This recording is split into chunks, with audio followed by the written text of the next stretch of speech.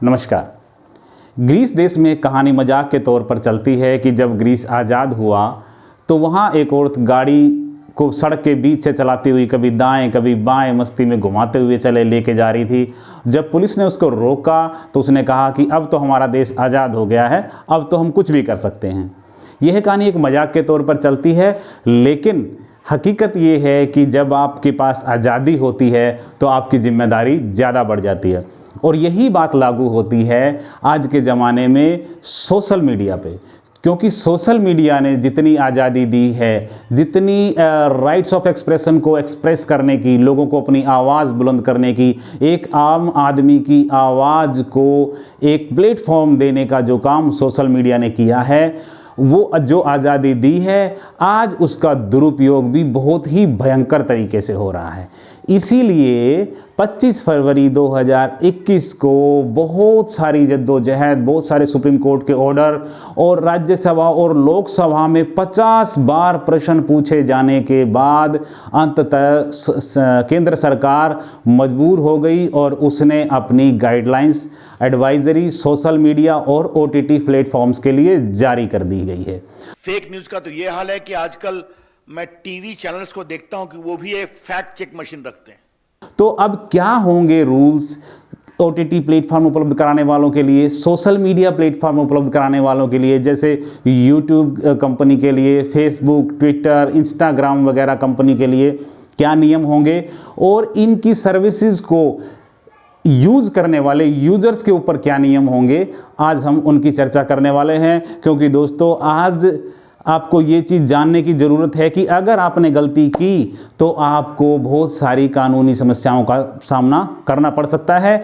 इसलिए इस दुधारी तलवार को अब आपको सोच समझ के चलाना होगा। It is very important that the social media users running into crores should also be given a proper forum for resolution of their grievances within a time-bound manner against the abuse and misuse of social media. दोस्तों, भारत में WhatsApp के 53 crore users हैं, YouTube के 44 crore 80 lakh users हैं, Facebook के 41 crore users हैं, Instagram के करीब 21 करोड़ यूजर्स हैं, ट्विटर के लगभग 1 करोड़ 75 लाख लोग यूजर्स हैं।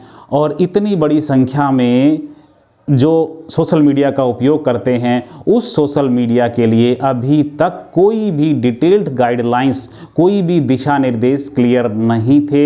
हालांकि सन 2000 का बना हुआ IT एक्ट है, लेकिन उसके चलते बहुत सारी चीज़ें जो दिशा निर्देश क्लियर नहीं हैं, उसके चलते कोर्ट में बहुत सारे केस पेंडिंग हैं, एविडेंस हो नहीं पाते हैं, कंपनियों की जिम्मेदारियां निर्धारित नहीं हैं, जिसके चलते माँ बाप परेशान हैं कि उनके बच्चे क्या देख रहे हैं, क्या नहीं देख रहे हैं, क्या उनको देखना चाहिए, कहाँ प्रतिबंध है, कहाँ नहीं है। पुलिस परेशान है, सामाजिक संस्थाएं परेशान हैं, सामाजिक जिम्मेदारियों को समझने वाले लोग परेशान हैं।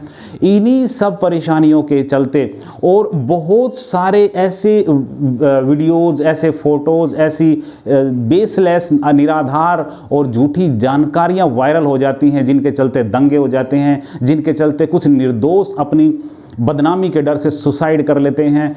और इतने सारे प्रॉब्लम्स के चलते सरकार पे बहुत दबाव बना और इसकी वजह से ये डिटेल्स गाइडलाइंस जारी करनी पड़ी।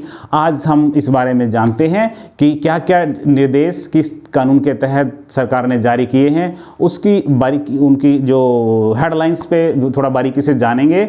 और इस बारे में जानकारी होना बहुत ज़रूरी है ताकि किसी प्रकार की समस्या, किसी प्रकार की लीगल कॉम्प्लिकेशन में आप ना फंसे, क्योंकि आप एक जिम्मेदार तरीके से अब सोशल मीडिया का इस्तेमाल कर पाएंगे। भारत सरकार ने इंफॉर्मेशन टेक्नोलॉजी एक्ट 2000 के तहत धारा 87(2) के द्वारा दी गई अपनी पावर्स का इस्तेमाल करते हुए इस दिशा निर्देश को जारी किया है, जिसके तहत एक ग्रीवेंस रिड्रेसल मैकेनिज्म को इस्टेब्लिश करने के लिए इस चीज़ को लागू किया गया है।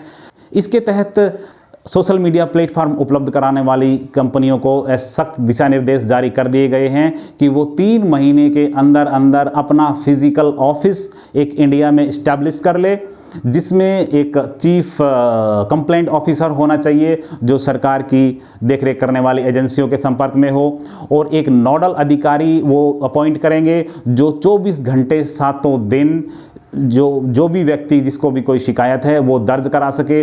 उनके लिए एक सख्त ये निर्देश जारी किया गया है कि 24 घंटे के अंदर अंदर वो कंप्लेंट दर्ज करे और 15 दिन के अंदर अंदर उसका सॉल्यूशन दे।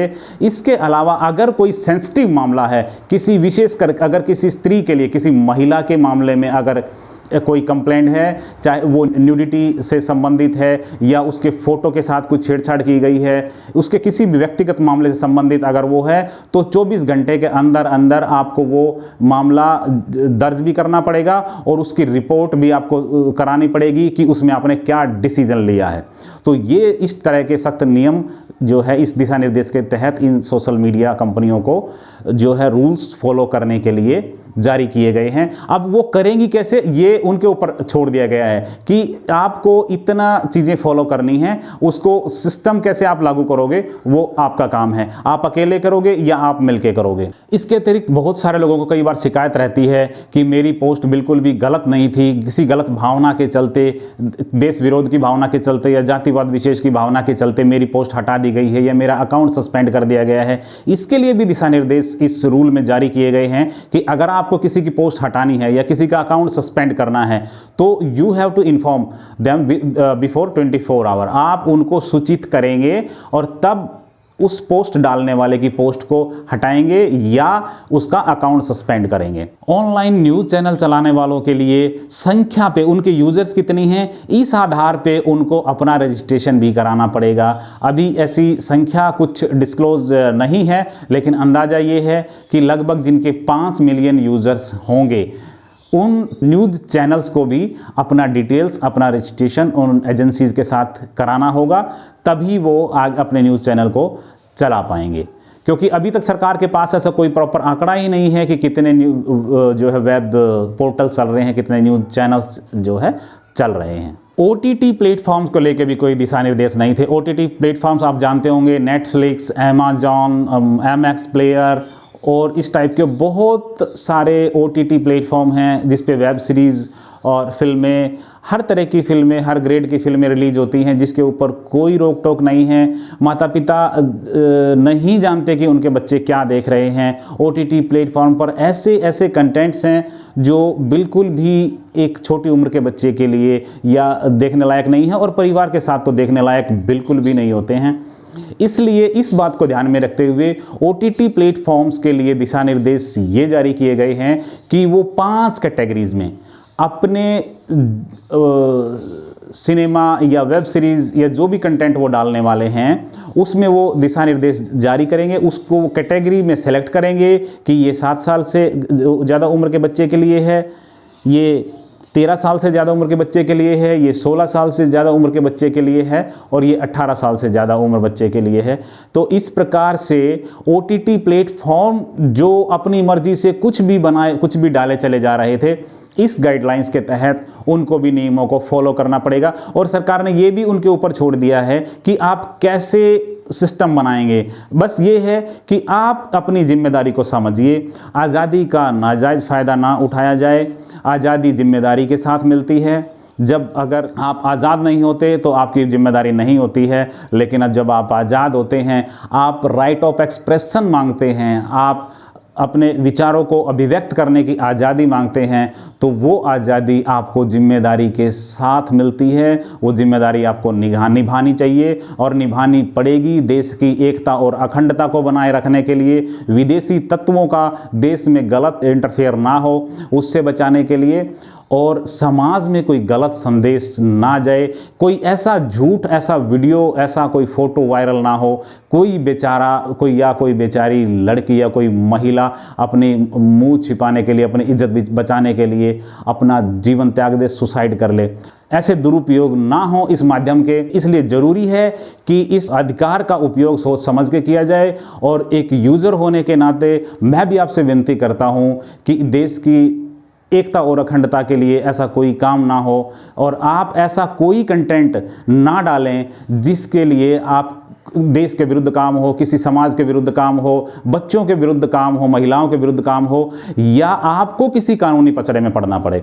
इसके साथ साथ एक और जो है दिशा निर्देश का हिस्सा है कि जो भी कोई ऐसा कंटेंट जो ऑब्जेक्शन के लायक है, वो कंपनी की जिम्मेदारी है कि वो बताए सरकार को कि who was the first originator of that content, किसने पहली बार उस कंटेंट को डाला, और अगर वो विदेश से डाला गया है तो इंडिया में पहली बार किसने उसको पोस्ट किया है। ये बताने की जिम्मेदारी भी सोशल मीडिया का प्लेटफॉर्म उपलब्ध कराने वाली उस कंपनी की ही होगी। इन गाइडलाइंस के तहत एक वॉलंटरली वेरिफिकेशन का ऑप्शन कंपनीज को देना होगा। इस दिशा निर्देश में ये कहा गया है कि आप ओरिजिनल यूजर्स को एक ऑप्शन उपलब्ध कराइए अगर वो अपनी केवाईसी कराते हैं, जैसे किसी हम सिम लेते हैं या बैंक में अकाउंट खुलवाते हैं या बहुत सारे लेवल पे हम अपना केवाईसी कराते हैं, तो उसी प्रकार एक ऑप्शन उपलब्ध कराया जाए।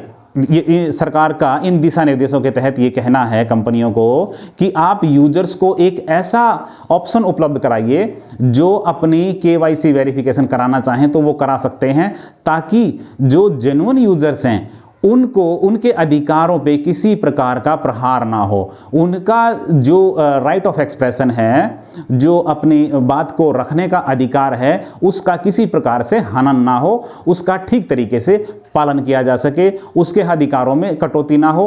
तो इस तरह का एक सिस्टम उपलब्ध कराया जाना चाहिए। ग्रीवेंस रेड्रेसल मैकेनिज्म के तहत सोशल मीडिया की जो जिम्मेदारी बनती है उनको दिशा निर्देशों में क्लियर कर दिया गया है, यूजर्स की जो जिम्मेदारी बनती है उनको इस दिशा निर्देशों में क्लियर कर दिया गया है। और इसलिए दोस्तों मेरा आपसे कहना है, आपसे विनती है कि अगर आप सोशल मीडिया का उपयोग करते हैं तो सोच समझ कर कीजिएगा। कोई भी निराधार, कोई भी ऐसा तथ्य आप सोशल मीडिया पे मत डालिए जो आपको कानूनी समस्या में फंसा सके, जिसका आधार ना हो, जिसका आप क्लैरिफिकेशन ना दे सकें।